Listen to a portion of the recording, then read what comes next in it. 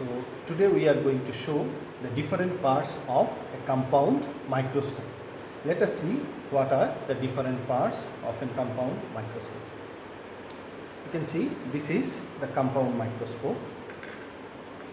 At the topmost part, what we can see here, this is called the eyepiece.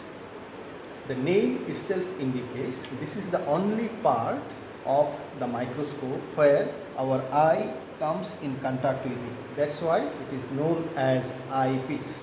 You can see here it is written 10x.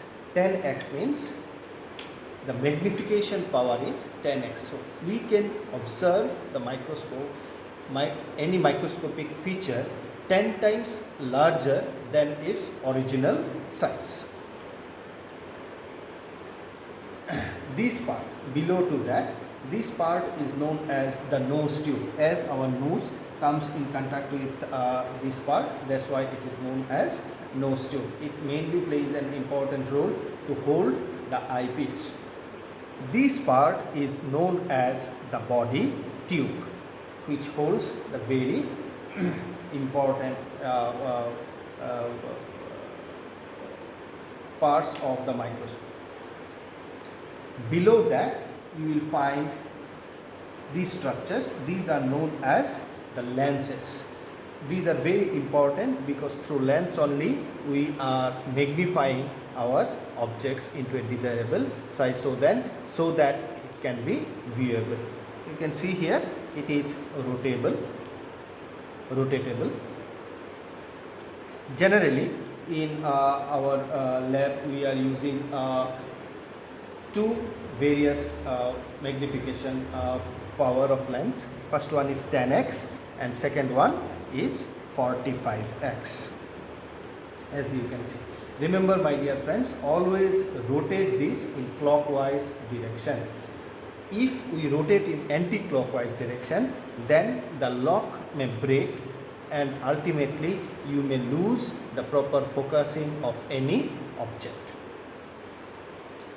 Coming to this part is known as the coarse adjustment screw, whereas this one is known as the fine adjustment screw.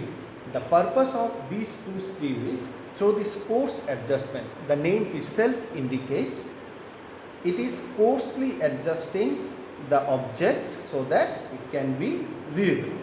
Let us give an example. All of we are nowadays we are using FM. Suppose 94.3 FM. So first tuning we have to place at 94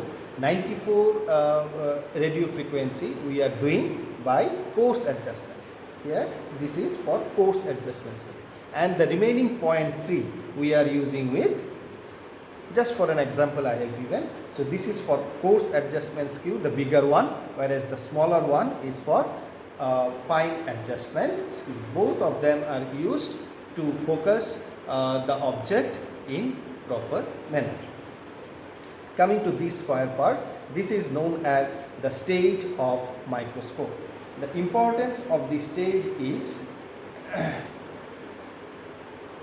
we can place the slide below that so that it can be placed in a proper manner along with the object so that it can be visible properly. This part where we are holding right now, I am holding right now, this one is known as the arm of the microscope. This is mainly for holding purpose.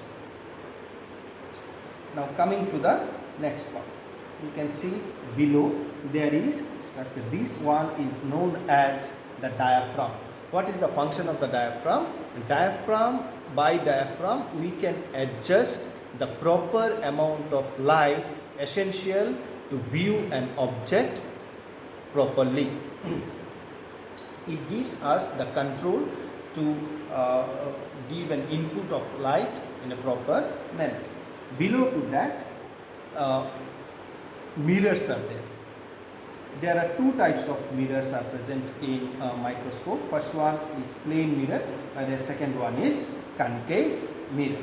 So plane mirror is mainly used for scattered light source, whereas the concave mirror is mainly used for the fixed light source. Below to that, this part is known as the base of microscope. Through this base, the microscope stands. So these are in brief what I explained, the various parts of a microscope. Let me tell you once again. This is the eyepiece. This one is nose tube, body tube, coarse adjustment screw, fine adjustment screw, lenses. This one is known as stage of the microscope, arm of the microscope.